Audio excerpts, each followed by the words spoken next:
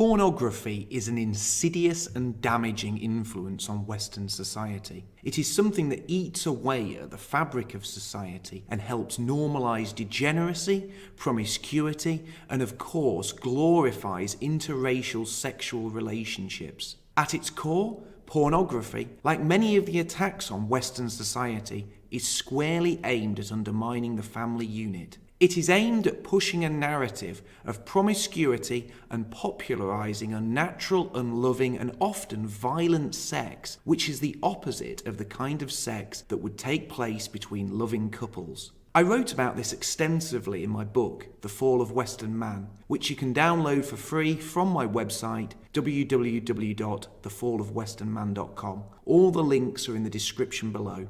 Out of all the vices foisted upon the West by our enemies, pornography is often a remarkably easy vice to push, because sex is something we all enjoy.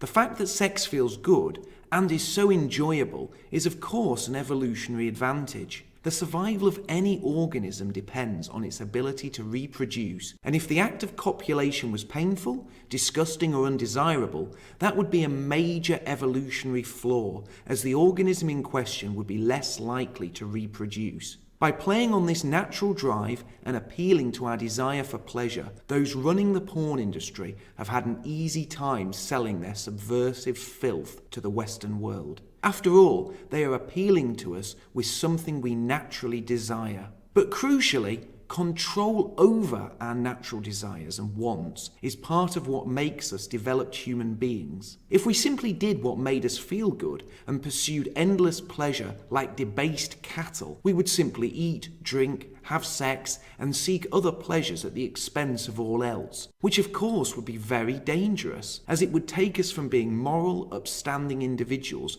who are part of a cohesive community to being nothing more than pleasure-seeking beasts that would only think of our next pleasure-filled high. And the reason Western man developed as we did, the reason we achieved so much, the reason we built such a magnificent civilization, is that we learned that forgoing instant gratification in order to work towards something greater and focus on long-term goals was important. This is something that can clearly be seen in the formation of lasting partnerships and marriage. By staying faithful to one partner and by engaging in meaningful and loving sexual encounters with that one person, our ancestors created lasting bonds with their partner, all of which ensured that they would be more likely to see their offspring survive and thrive. Obviously, we have always had the urge for sexual gratification, but tens of thousands of years ago, when our ancestors lived on the edge of ice sheets, the harsh winters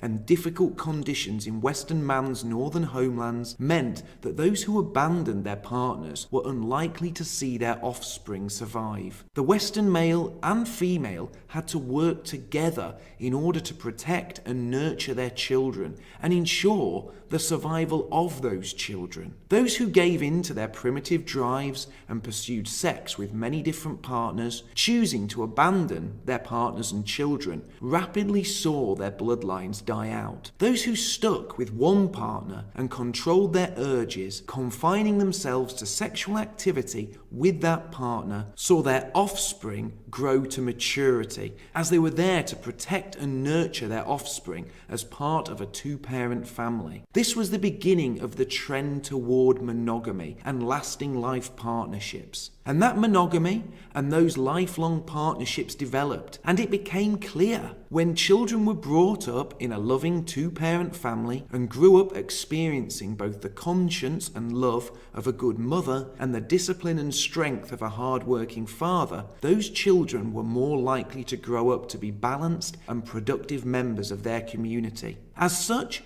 the nuclear family went from simply being an evolutionary advantage that drastically increased the chances of survival of the next generation to being the very cornerstone of Western society. So what better way to attack a society and the civilization that sprang forth from that society than to undermine the family, to chip away at the family-orientated moral values of that society? This attack on the family is again a drive to separate separate man from woman and break the loving bonds that exist between the two. And what better way to attack the loving bond between man and woman than to push hedonistic desires that promote promiscuity, multiple partners, and tempt those in relationships into believing that they are in some way missing out by staying faithful to just one person. And that's exactly what pornography promotes. And repeated viewing slowly changes the way the viewer thinks, causing the individual to regress to being a more instinctual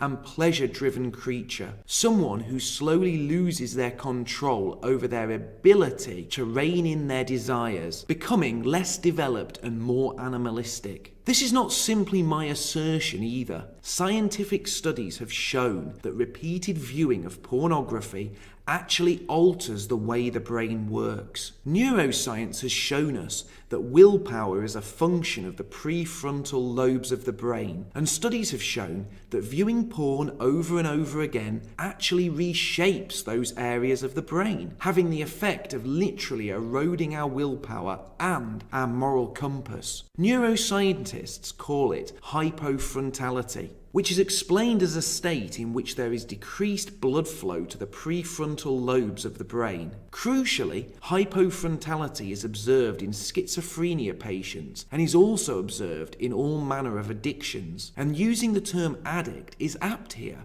as porn is highly addictive.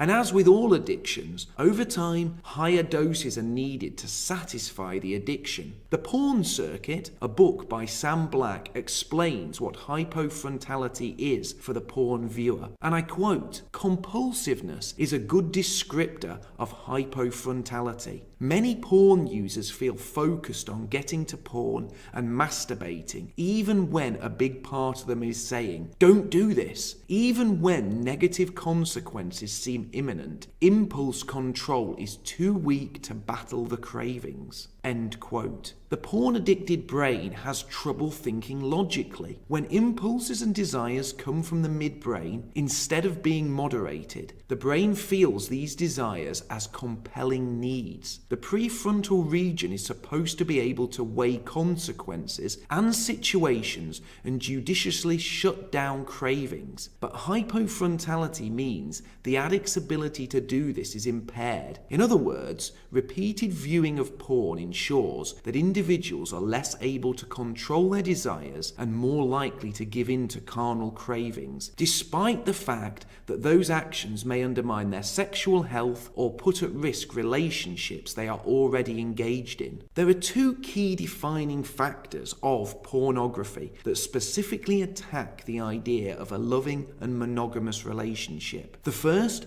is the promiscuous nature of porn. Pornography is simply sex for the sake of sex, pure carnal desires being fulfilled in a soulless and often degrading and debased manner. Pornography does not have a conscience for monogamy. It is by its very nature promiscuous, and the more partners, and often the more people that are involved in the sex act, the better. Both male and female performers have dozens, if not hundreds, of sexual partners over their career. This sexual variety is then seen as desirable by those who watch pornography. The idea that it is desirable to have one sexual partner who satisfies the every need of their lover is jettisoned for the notion that satisfaction comes from many different partners who all fulfill a different need and perform a different sexual role. Secondly, the sex act carried out in pornographic films are not natural and loving sex acts between monogamous partners, but are often brutal and unnatural. The women employed by the porn industry are more often than not extremely beautiful, and the acts they partake in are extremely degrading, humiliating, and in many cases unnatural. Pornography is not just an attack on the foundation of the loving relationship, but it is a way in which the enemies of the West can revel in the degradation, objectification,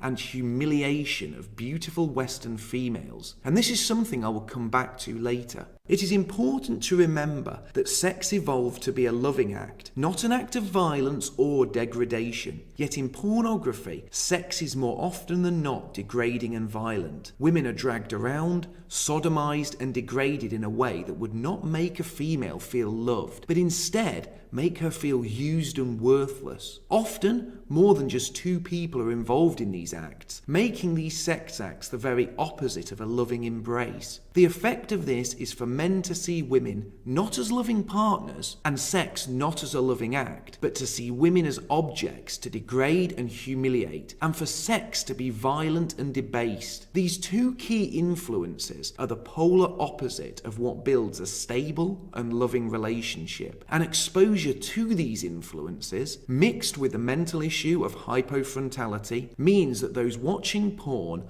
are less likely to form long-lasting relationships and would be more prone to cheat on a partner. And the consequence of that is, of course, the destruction of the family unit. But who is running the porn industry? Who is behind the pushing of this filth? Now, I'm not going to claim that all Jews are involved in this, nor am I going to claim that Jews are the only ones behind pornography. And it is clear that plenty of Europeans are also involved in the porn industry. I am sure there are also Jews who are opposed to this industry. However, bearing those caveats in mind, it is important to note that Jews do play a disproportionate role in the porn industry. The following is taken from an essay called Triple Ethnics, Jews in the American Porn Industry. And yes, I did pronounce that correctly. Ethnics is a play on the word ethnic and X-rated. This was written by one Dr. Nathan Abrams, perhaps the world's most renowned authority on the Jewish role in pornography, and it was published in the Jewish Quarterly. And I quote, "A story little told is that of Jews in Hollywood's seedier cousin, the adult film industry. Perhaps we'd prefer to pretend the triple ethnics didn't exist. But there's no getting away from the fact that secular Jews have played, and still continue to play, a disproportionate role throughout the adult film industry in America. Jewish involvement in pornography has had a long history in the United States, as Jews have helped to transform a fringe subculture into what has become a primary constituent of Americana. These are the true blue Jews." End quote.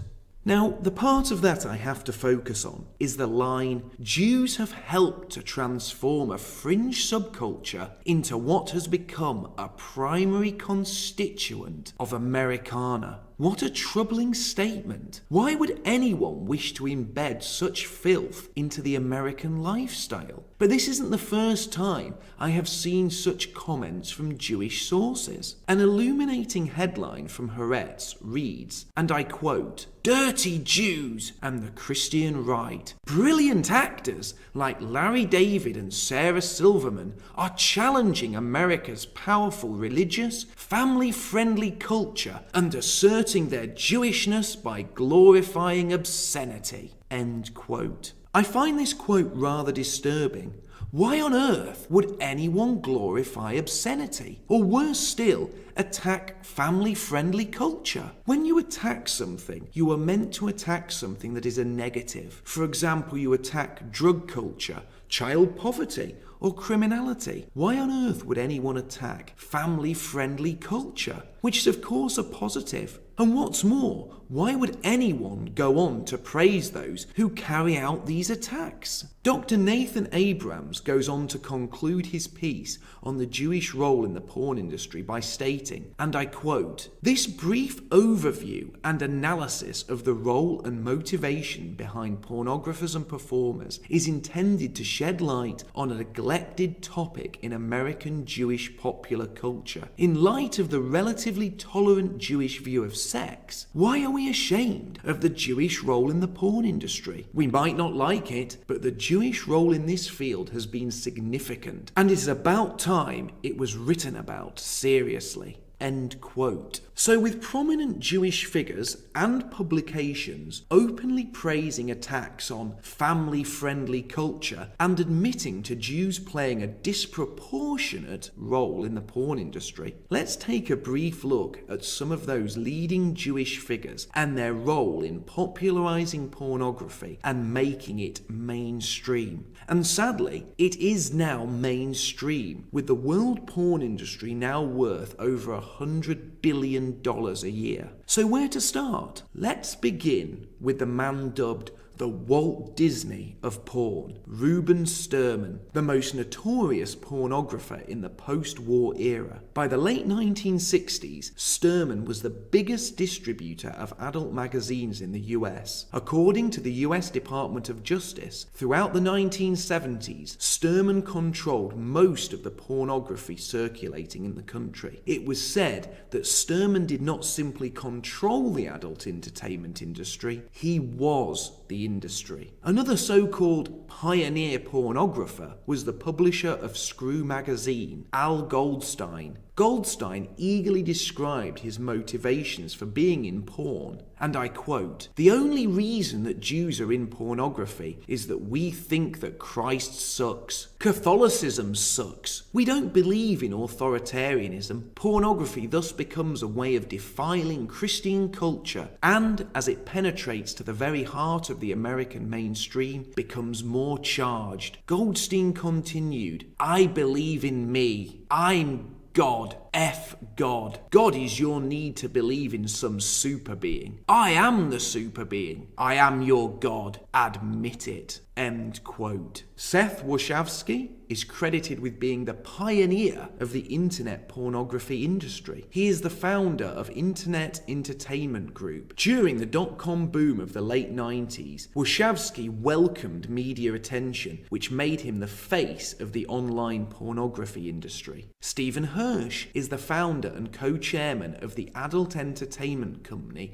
Vivid Entertainment, which is estimated to be the top adult entertainment company in the whole world. Paul Fishbein, Irv Silfkin, and Barry Rosenblatt founded Adult Video News in 1983, also called AVN or AVN Magazine. AVN is an American trade journal that covers the adult video industry. The New York Times noted that AVN is to pornographic films what Billboard is to records. AVN sponsors an annual convention called the Adult Entertainment Expo in Las Vegas, along with an annual award show for the adult industry modeled after the Oscars. And there are many others. John Stagliano, who owns Evil Angel Studio, Phil Harvey of the Adam and Eve conglomerate, Winston Wolfe of XRCO Pornography, David Freeman, founder of the Adult Film Association of America, Gary Creeman of Sex.com, William Margold of the misleadingly named Free Speech Coalition, as well as the X-Rated Critics Organization and Fans of X-Rated Entertainment, and Bruce J. Friedman of Swank Magazine. This is of course not an exhaustive list, but it does cover the tip of the iceberg, and you are welcome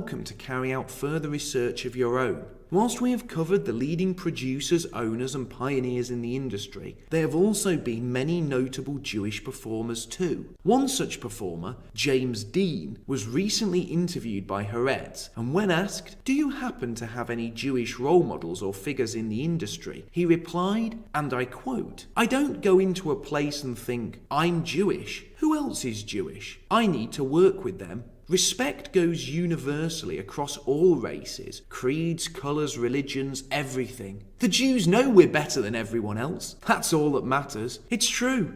We're the chosen people. It's a fact." End quote. This telling quote about Jewish supremacy dovetails with the earlier quote from Al Goldstein, who proudly claimed Christ sucks and attacked Catholicism. Goldstein's hatred for Catholics and Christian family values isn't just an isolated case. It is something that was also dealt with in Dr. Nathan Abrahams's essay, in which he concluded that many Jews have a grudge against Christianity and WASP culture, WASP standing for White Anglo-Saxon Protestants. And I quote, "Porn is the result of an atavistic hatred of Christian authority. They are trying to weaken the dominant culture in America by moral subversion." End quote. So it becomes clear that Jewish involvement in the porn industry isn't simply driven by the desire for financial gain. Of course, financial gain was certainly a major incentive, but there seems to be other ideological reasons as well.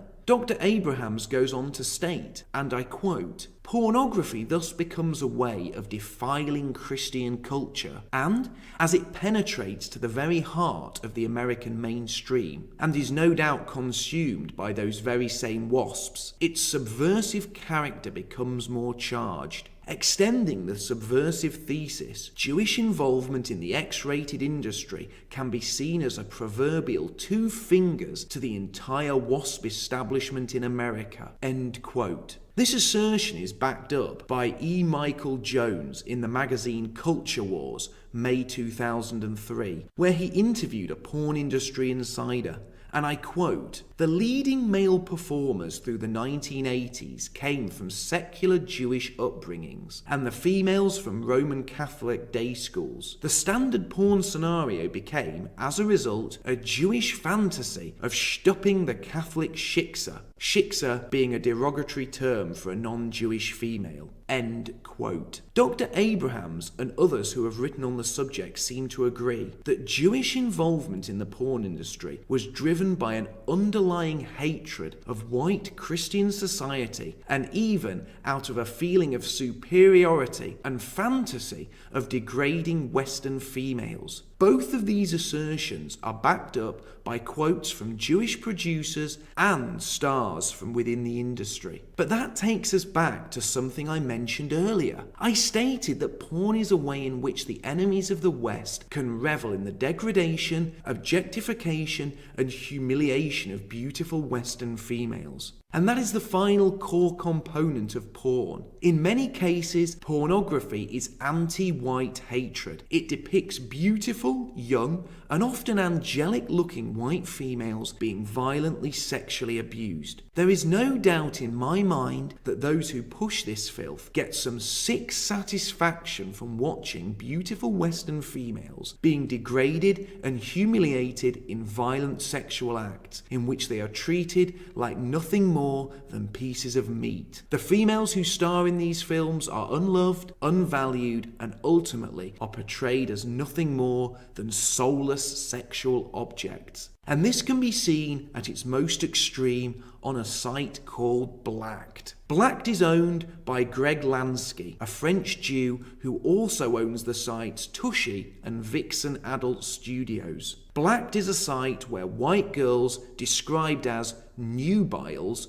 because of their young, fresh-faced and teen-looking appearance, engage in sexual acts with one or more black partners. Because what better way to attack white society and morality than to show fresh-faced young European girls being sexually dominated and sodomized by African males? And just like with everything that has been pushed as an attack on the West, not only is porn addictive, but it also represents a slippery slope. As a drug addict becomes more used to a drug, smaller and less potent doses have less of an effect over time, causing the addict to seek out larger doses or stronger stimulants. And the same happens to the porn addict. Over time, softer and more restrained images and scenes have less of an effect, and the addict seeks out material that pushes the envelope of degeneracy even further. This overexposure to sexual material drives perversion, and sick fetishes emerge, further warping the mind of those who indulge in such material. But the problem with porn is that everyone now indulges in this, whether they wish to or not, as we are now surrounded by pornography and sexually explicit material. Pornography is no longer restricted to dirty backstreet stores and sweaty truck stops. Sadly,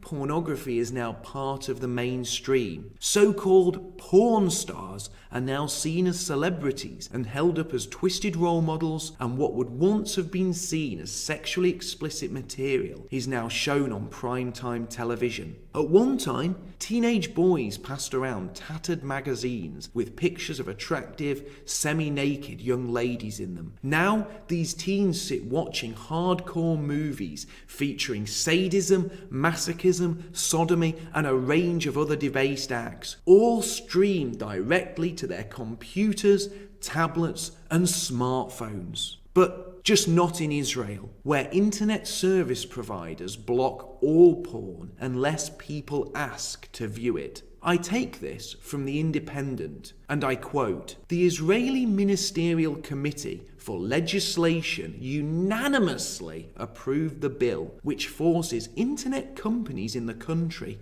to censor adult websites by default. Backers of the new legislation claim that it is a way of stopping young people getting online. Backers of the bill said that the system would still allow people to see all the information they wanted to, but would keep children safe at the same time." End quote. The chief sponsor of the law, Moalem Rafeli, said, and I quote, "The damaging influence of watching and addiction to pornographic and severe violence has been proven in many studies with great harm to children. Today, it is easier for a child to consume harsh content on the internet than to buy an ice cream at the local kiosk." End quote. So whilst Jews in the West have been disproportionately involved in the porn industry, in the ethno-state of Israel, the filth that is so readily available to everyone in Europe and North America with an internet connection is blocked by service providers in order to protect children and shield people from the negative effects of viewing such material. This all seems rather hypocritical. While certain Jews in the West seem to revel in the negative effects of porn on the Western family unit and on Western morality, in Israel there is a powerful movement toward family values and protecting those values from damaging and degrading material. Make no mistake, porn is an assault on the West, something that undermines the cornerstone of our society, the family unit. It does so by playing on our natural sexual desires, by twisting those desires and literally warping our minds and altering the way our brains work. Porn seeks to turn sex from a natural, loving and monogamous act between two committed partners into something violent and debauched, and increases our cravings for numerous partners and leads to people seeking a promiscuous lifestyle that isn't conducive to forming lasting bonds or raising children properly. Those who push porn are not doing so because it enriches us or liberates us. They are also not simply doing so for financial gain, but they are pushing this damaging material because they have a deep-seated resentment toward us and our society. And crucially, they are doing it because porn is an attack on our family-friendly and moral culture. But there is an antidote to porn and the sexualization that surrounds us. And again, it is traditionalism and the moral values that stood us in good stead for thousands of years. We must embrace the family, and with it, the family values that helped build our great and illustrious civilization. Thank you for listening. If you enjoyed this podcast, please help spread the message by liking and sharing it on social networks. If you want to hear more from me, please hit the subscribe button, as new videos are posted every week. You can also read my book, The Fall of Western Man. It's available as a free ebook